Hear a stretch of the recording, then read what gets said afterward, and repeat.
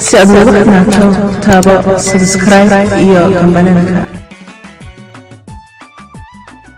shirka khamiisyo golaha wasiirada maamul goboleedka koonfur galbeed iyo kuweelada ayaan xarunta madaxtooyada ku meeljeerkan ee maamulka koonfur galbeed ay khamiisto shir gudoomiyay kusimaha madaxweynaha koonfur galbeed waana ee wasiirka wasaaradda beero iyo waraabka mudane maxamed xasan fiqi mayna shirka lan ku hadalay arrimo dhowr ah sida amniga dhaqaale iyo siyaasadda saas oo kale bahindi sharciyeed iyo gudbiday wasaaradda howlaha guud iyo guriyeynta golaha wasiirada iyo cod aqlabiyada iyo ka ansixiyeen hindi sharciyeedka shirka may sidaas oo kale baaqlanka diray musharaxiinta anteegan qowdowka xilka madaxweynenimo ee koonfur galbeed iyagoo sheegan golaha wasiirada anti ku wada shaqeeyay doorashadii aan ka dhigi lahayd to ka salaysan cadaalad saasoo kaleedna lan ku wada shaqeeyay lahay nabadda deegaanada koonfur galbeed shirka oo saacada qaadatay markii dhamaaday mid warfadiyeenka la hadlay wasiirka wasaaradda warfaafinta iyo wacyigelinta bulshada Ugaassan Cabdi Maxamed sagaalaad 2018 waxay noo qabsoomay shirkii golaha wasiirada dowlad goboleedka koonfur galbeed Soomaaliya oo khamiis walbo dabayaaqada toddobaadka la qaban jiray shirkaas maanta waxaa shir gudoominayay kusimaha madaxweynaha dowlad goboleedka koonfur galbeed Soomaaliya ahna wasiirka wasaaradda beeraha mudane maxamed xasan fiqi waxyaabaha guud ahaan la isla soo qaaday waxaa ka mid ahaa arrimaha ammaanka iyo hindisa sharciyeed ay soo gudbisay wasaaradda howlaha guud iyo guriyeynta dowlad goboleedka koonfur galbeed Soomaaliya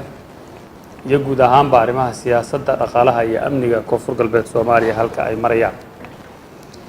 arrimaha amniga waxaa laga soo sheegay gobolada koonfur galbeed Soomaaliya 24 saac oo la soo dhaafay in wax dhibaato aysan ka dhicin sida wasiirka wasaaradda amniguba uu sheegay guud ahaanna magaalooyinka iyo degmooyinka koonfur galbeed Soomaaliya joogoodu uu degan yahay ciidamada amniguna qaybahooda kala duwan ay dadaal dheer ugu jiraan sidii dadkooda ay nabad ugu seexan lahaayeen nabadna ugu ganacsan lahaayeen sidoo kale indisa sharciyeed waxaa jiray toddobaadkii saddexaad la soo gudbiyay oo ay soo gudbisay wasaaradda howlaha guud ee guriyeynta dowlad goboleedka koonfur galbeed Soomaaliya oo labadii isbuuc ee la soo dhaafayba gacanta golaha wasiirada ku jiray oo dib u habeyn iyo akhrin badan maray iyadoo maanta si weyn looga dooday lana falanqeeyay lana gartay in ugu dambeyntii la ansixiyo sharciga wasaaradda howlaha guud iyo guriyeynta ay soo gudbisay oo hindisa sharciyeedka wasaaradda ah iyadoo sidoo kalena qodobo mid iyo laba ah oo wasaaradda arrimaha gudaha iyo howlaha guud ay iska waafaqayaana golaha wasiiradu ay amreen in la iswaafajiyo si marka ugu dambeysana loogu gudbiyo golaha wakiilada dowlad goboleedka koonfur galbeed Soomaaliya sidoo kale golaha wasiirada dowlad goboleedka koonfur galbeed Soomaaliya waxay si guud isula jeexjeexeen xaaladaha ammaanka meesha ay wax marayaan iyo siyaasadda guud ahaanba gobolada koonfur galbeed Soomaaliya iyadoo sida la ogyahay ay doorasho ugu soo fool leedahay 17 November 2018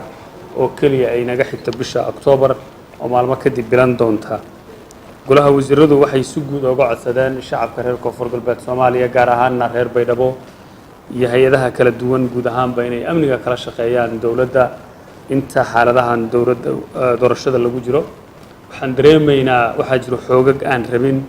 in doorasho xor iyo xalaal ay ka dhacdo gobolkan koonfur galbeed Soomaaliya gaar ahaan magaalada Baydhabo oo cadow ah oo shabaab iyo nabadiid ah oo rabo inay dhibaateeyaan guud ahaanba carqaladeeyaan doorashada ka dhacaysa koonfur galbeed Soomaaliya waxay golaha wasiiradu ka codsanayaan guud ahaanba shacabka reer koonfur galbeed gaar ahaan shacabka reer Baydhabo inay si adag u foojignaadaan kalana shaqeeyaan ciidamada amniga ee hari habeenba u taagan ilaalinta amnigooda iyo nabad ku shaqeysashadooda iyo nabad ku soo toosidooda si doorashadan ka dhacaysa koonfur galbeed Soomaaliya inoogu noqoto mid tilmaan wanaagsan bixinaysa dimuqraadiyadna ah si xurana la isku dooran doono taariikhdana meel wanaagsan aan ka gali doono hadii doorashadan si wanaagsan ay inoogu dhacdo cid kastoo reer koonfur galbeed Soomaaliya waxa waajib ka saaran yahay inay hawlahaas kala qayb qaataan dawladda koonfur galbeed Soomaaliya oo ku howlan sidii amniga doorashada iyo sida ay wax u dhacayaanba si wanaagsan ay ku dhamaan lahaayeen sidoo kale golaha wasiiradu waxay isla soo qaadeen guud ahaanba arrimaha siyaasadda oo ognahay in dalkeenu maanta guud ahaanba marxalada aad u culus uu marayo iyadoo ay dhinacyo badan iskala eegeen siyaasadda dalka meesha ay marayso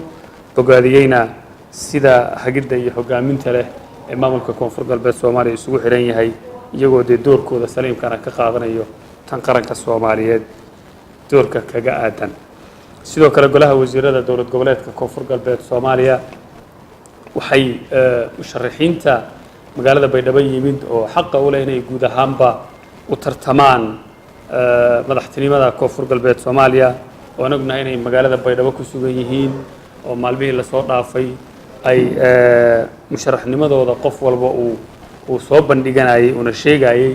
iyadoo ilaa hadda wax dhibaato aan laga soo sheegin goobaha ay musharaxiintu isku soo sharaxayaan iyadoo hay'adaha ammaankuna ay si wanaagsan uga qayb qaadanayaan ilaalinta iyo sugidda goobaha musharaxiintu amnigooda murashaxnimadooda ay ku soo bandhigayaan si wanaagsanna ay kala shaqeeyaan sidoo kale musharaxiinta waajib baa ka saaran ilaalinta amniga iyo habsami u socodka doorashooyinka iyaguna inay doorkooda muhiimka ay ka qaataan kalana shaqeeyaan shacbiga reer Koonfur Galbeed Soomaaliya khaasatanna kan magaalada Baydhabo in amniga doorkooda muhiimka ay ka qaataan aysan cadowga naga faa'iideysanin guud ahaanba doorashadan dhacayso inay dhibaatooyin badan gaarsiiyaan golaha wasiiradu qodobadan iyo qodobo kale oo aan isleeyahay muhiim bay u ahaayeen dowlad goboleedka Koonfur Galbeed Soomaaliya shacbigooda isla soo qaadan aad iyo aad u mahadsantiin Faisal Maxamed Isaaq telefishinka dowladda Koonfur Galbeed Baydhabo